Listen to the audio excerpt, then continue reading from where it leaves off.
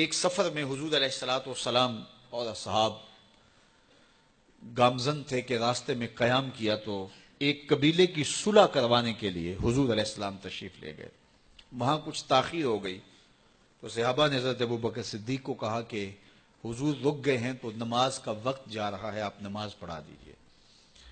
تو حضرت ابوبکر صدیق رضی اللہ تعالیٰ عنہ مصلی پہ کھڑے ہو گئے.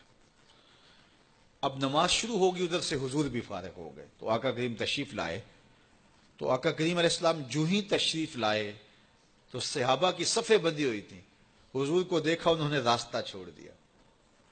پیچھے سے لے کر کے مصلی تک صحابہ نے حالت نماز کے اندر حضور کے لیے راہ کشادہ کر دی.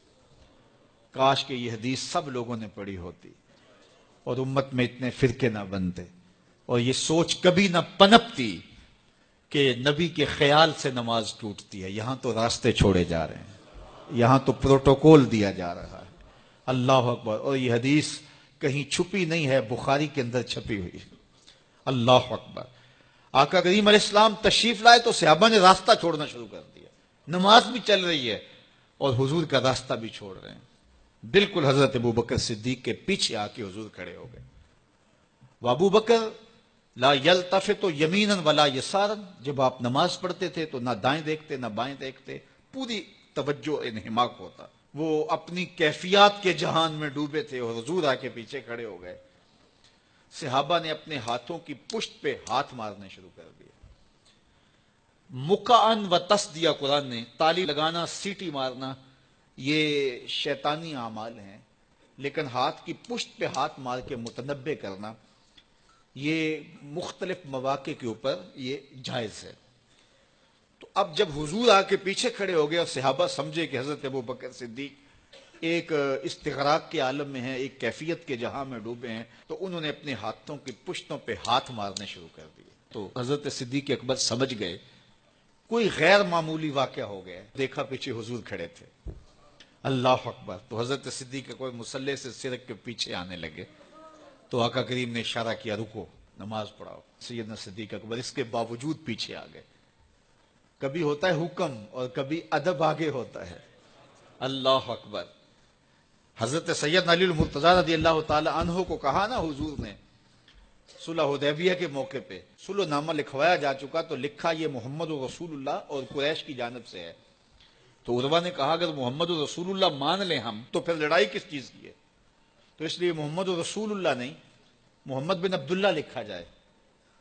تو وہ اس بات پہ بضد ہو گئے اور اگر ایسا نہیں ہوتا تو معاہدہ ٹوٹ رہا تھا. تو حضور نے حضرت علی المرتضی سے کہا کہ چلو رسول اللہ کا لفظ مٹا دو. عرض کی میں تو نہیں مٹاؤں گا، میں تو نہیں مٹاؤں گا، یہ نام میں تو نہیں مٹا سکتا. پھر حضور نے خود مٹایا. اب یہاں حضور نے کہا ابو بکر رکو، لیکن حضرت ابو بکر نہیں رکے، پیچھے آ گئے.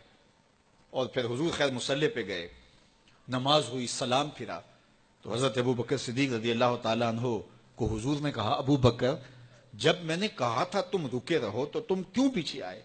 تو سنو حضرت ابو بکر نے کیا جواب دیا رضی اللہ تعالیٰ عنہ. کروڑوں سلام، لاکھوں عقیدتوں اور نیاز مندیوں کے خراج ان کی چوکھٹ پہ.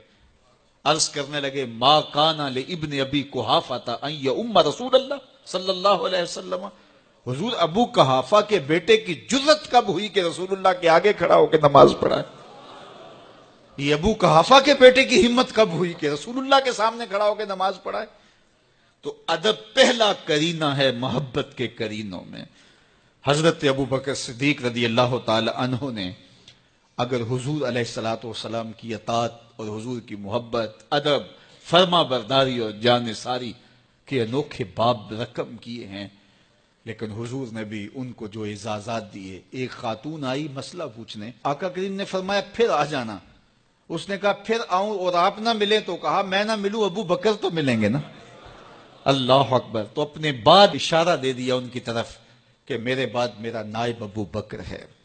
اللہ اکبر. عزتوں کی مسند اور عزتوں کی معراج اور عزتوں کے مقام پہ سیدنا صدیق اکبر رضی اللہ تعالی عنہ کو بٹھایا.